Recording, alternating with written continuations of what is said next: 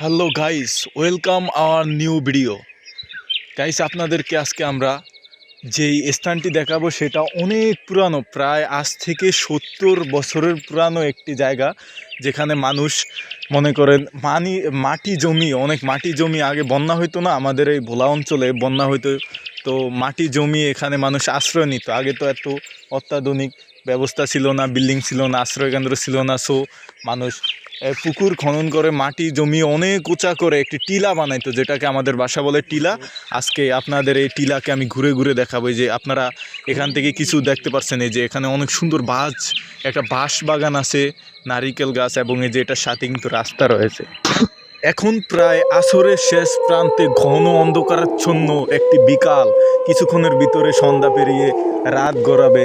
এখন আপনাদেরকে যে আমি দেখাবো এই টিলাতে ওঠার অনেক উঁচু এটা দেখেন গাইস, অনেক সুন্দর। এই যে এখানে আর আজ থেকে প্রায় 25 বছর আগে কেউ এই বাড়িটি নির্মাণ করেছে। এই বাড়িতে আজকে পুরানো রয়েছে, কেউই নাই। এই যে আপনারা দেখতে পাচ্ছেন এই সুন্দর বাড়িটি, এখানে কেউ নাই আপাতত। এই যে গেটে তালা লাগানো আছে, সব কিছু অত্যাধুনিক। এটা কিন্তু আরো অনেক উঁচা, আপনাদেরকে আজকে আমি ঘুরে ঘুরে দেখাবো, পুরো বাগানটাই দেখাবো আজকে। অনেক সুন্দর টিলা, অনেক উঁচু। এখানে বন্যার সময় অনেক মানুষ ধরতো। এই যে বাড়ির সামনে দেখেন একটি অনেক পুরানো একটি কাঁঠাল গাছ, টিউবওয়েল, যেটা মানে পানি খাইতো এখান থেকে। এটা কিন্তু অনেক আগের, এখনো ঠিক আছে, অনেক দিন হয়তো ব্যবহৃত হচ্ছে না, তাই বলো এখন আপনাদেরকে আমি এই অন্ধকার ঘরে ঘুরে ঘুরে দেখাবো। গাইস, এটাতে যেহেতু কোনো মানুষ বসবাস নাই, আর এখন বিকালবেলা খুবই একটি ভয়ঙ্কর অবস্থা, আশেপাশে কোনো বাড়িঘর নাই, তা আপনাদেরকে আমি একটু শান্ত শিষ্টভাবে, একটু আমারও ভয় করছে, আমি দেখাবো। এই যে পুরান বাড়িটি দেখেন, এই যে বাড়িটির এখানে সম্ভবত রান্নার জন্য এটা ব্যবস্থা করা রান্নাঘর। আমি এখন ভিতরে যাব, আমার গায়ের লোম পুরো দাঁড়িয়ে আছে, কারণ অনেক ভুতুরে বাড়ির মতো লাগে। এই যে এটা ওয়াশরুম। এবার এই যে আপনারা একটি চৌকি, যেখানে এই বাড়ির মহাজনরা থাকতো, একটি পুরাতন চৌকি দেখা যাচ্ছে।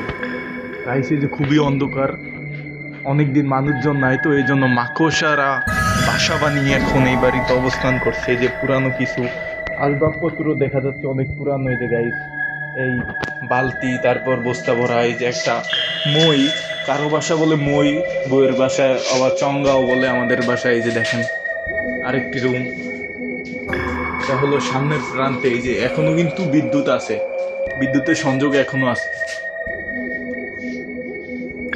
আপনাদেরকে এখন আমি বাইরের অংশটা দেখাবো, যেটা আপনারা আরো আনন্দ উপভোগ করবেন।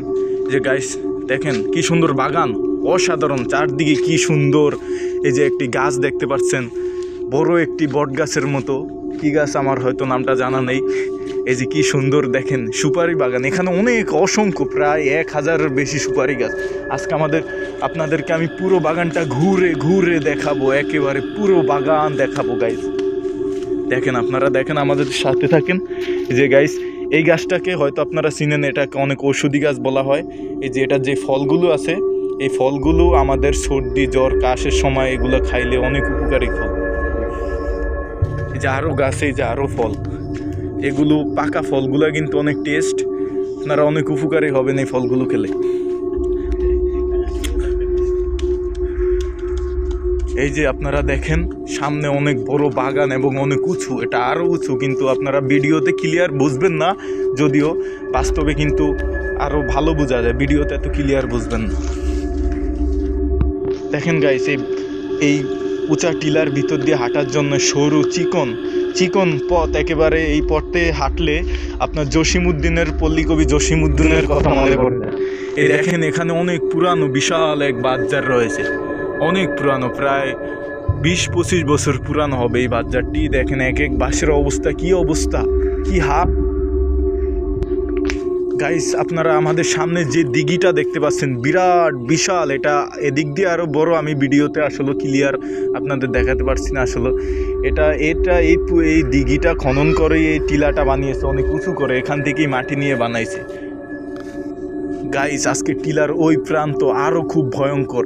সো এখন সন্ধ্যা গড়িয়ে বিকাল গড়িয়ে একেবারে এখন রাত হয়ে যাবে, কিছুক্ষণের ভিতরেই রাত এই টিলাতে এবং এই বাগানে অনেক হিংস্র প্রাণী, শিয়াল, তারপর নেকড়ে টেকড়ে থাকতে পারে। সো আমি আর সামনে আগাবো না, কারণ আমি আমার যেই গন্তব্য উদ্দেশ্যে রওনা দিব, কারণ এটা অনেক ভয়ঙ্কর হতে চলেছে। রাতে তো বুঝেন বাগানের অবস্থা আরও ভয়াবহ হতে চলে।